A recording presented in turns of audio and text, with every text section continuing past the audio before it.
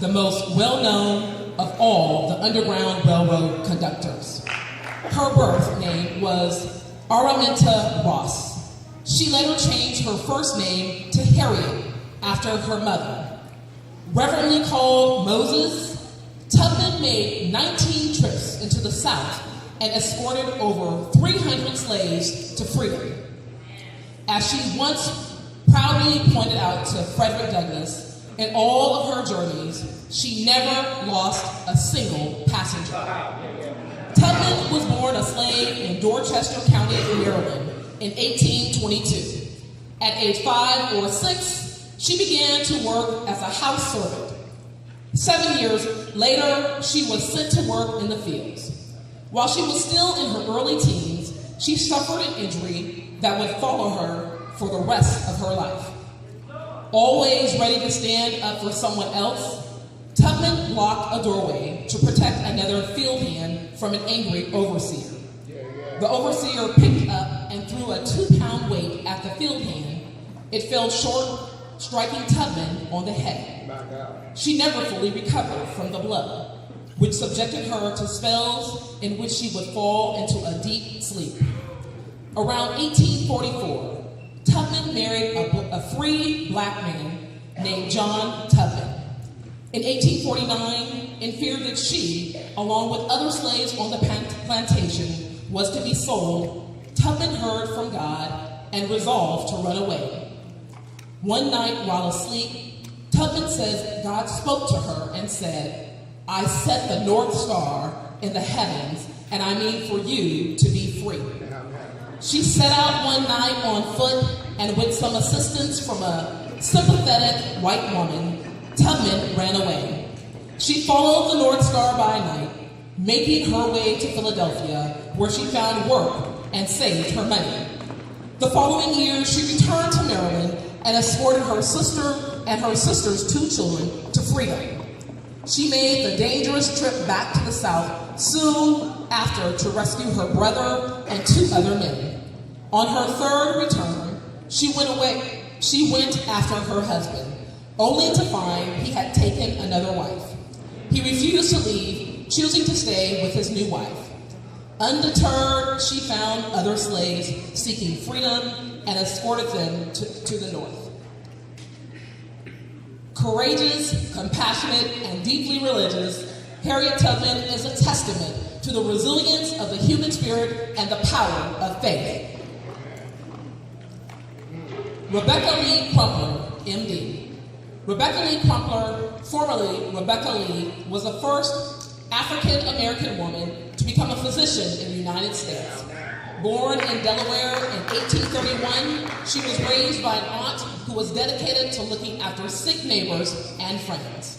Before entering medical school, Dr. Crumpler worked in Charleston, Massachusetts for 8 years as a nurse.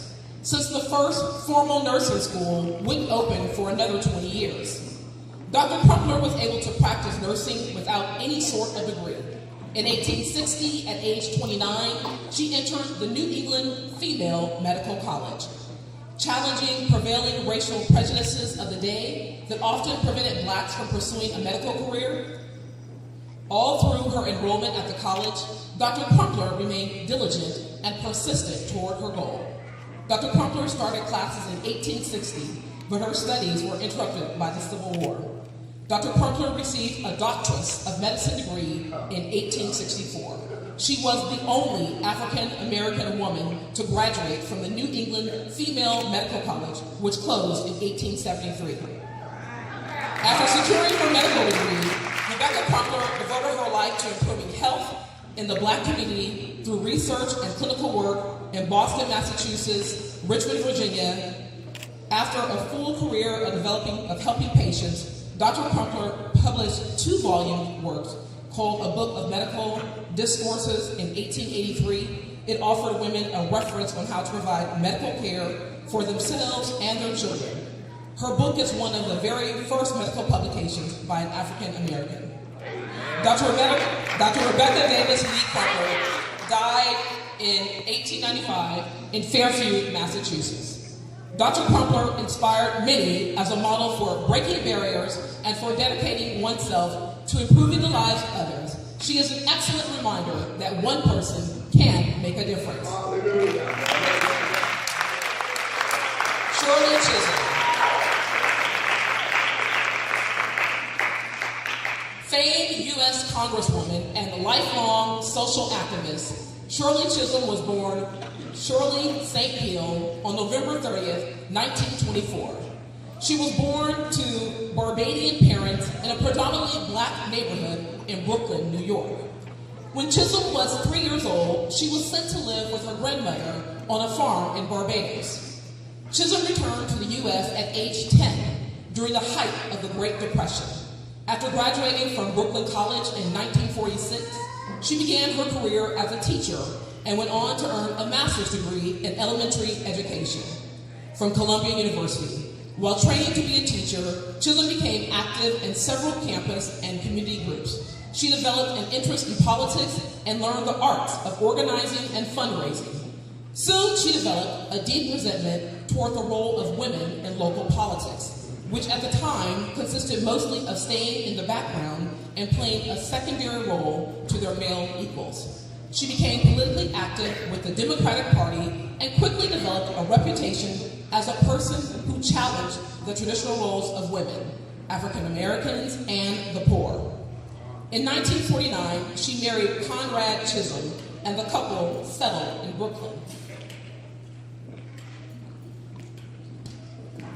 After a successful career as a teacher, Chisholm decided to run for the New York State Assembly. She was elected in 1964.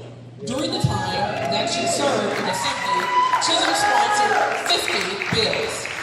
In 1968, Chisholm decided to run for U.S. Representative.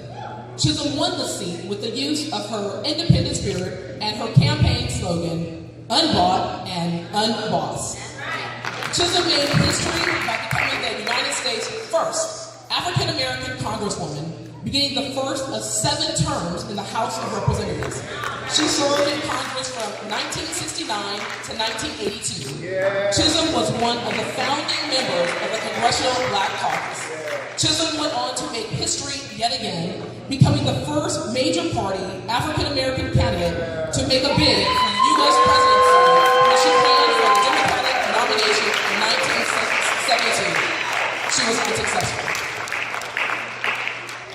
After leaving Congress in 1983, Chisholm continued to be involved in politics by co-founding the National Political Congress of Black Women in 1984. She also worked for the presidential campaign of Jesse Jackson Sr. in 1984 and 1988. In 1993, President Bill Clinton nominated Chisholm for the position of ambassador to Jamaica, but because of declining health, she turned down the nomination. Chisholm is the author of 2 books, Unbought and Unbossed, and The Good Fight. When asked how she wanted to be remembered, Chisholm said, "When I die, I want to be remembered as a woman who lived in the 20th century and who dared to be a catalyst of change."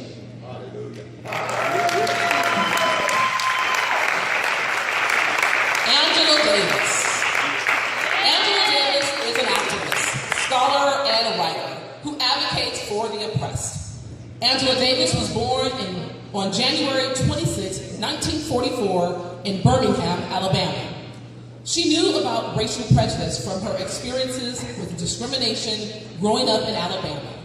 As a teenager, Davis organized interracial study groups which were broken up by the police.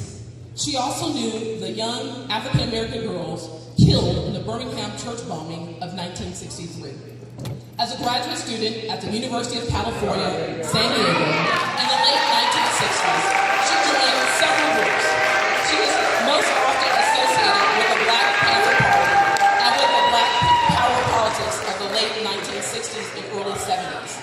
She was active with SNCC, the Student Nonviolent Coordinating Committee, before the Black Panthers. But she spent most of her time working with the MUVA Club, which was an all-black branch of the Communist Party. She joined the Communist Party when Martin Luther King was assassinated in 1968. Angela Davis has been an activist and writer promoting women's rights and racial justice while pursuing her career as a philosopher and teacher at the University of Santa Cruz and San Francisco State University. Davis achieved tenure at the University of California at Santa Cruz, though former President and then California Governor Ronald Reagan swore she would never teach again in the University of California system. She is currently the Distinguished Professor Emeritus of History of Consciousness at the University of California Santa Cruz campus. She is also the Director of the Feminist Studies Department. Davis is the author of several books, including Women, Race, and Class, and Are Prisons Obsolete? Professor Davis inspires us to continue to work towards social justice for all.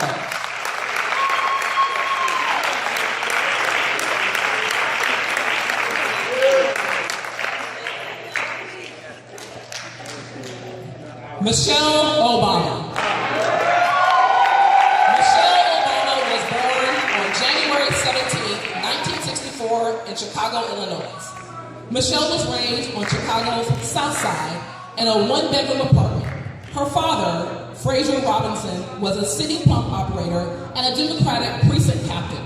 Her mother, Marion, was a Spiegel secretary who let her stay home to raise Michelle and her older brother, Craig. The family has been described as a close-knit one that shared family meals, read, and played games together.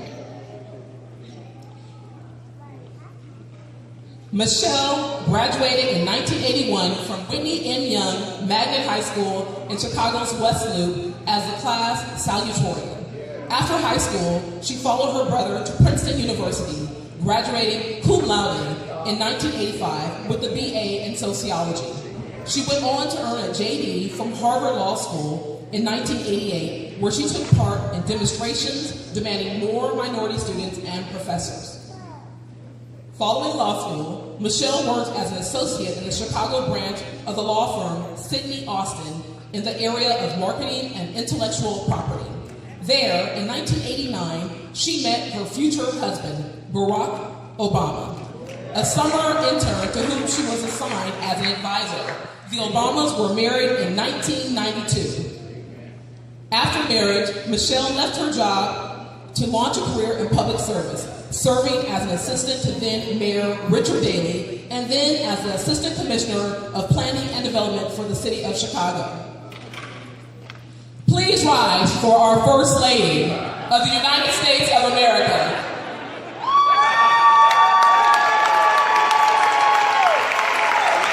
As the 44th First Lady of the United States of America, Michelle Obama has focused her attention on issues such as the support of military families, helping working women balance career and family, and encouraging national service. In 2012, she announced a new fitness program for kids as part of her Let's Move initiative. First Lady! Michelle Obama has released a book as part of her mission to promote healthy eating, American Grown, the story of the White House, kitchen garden, and gardens across America. Mrs. Obama truly is a role model for all young girls.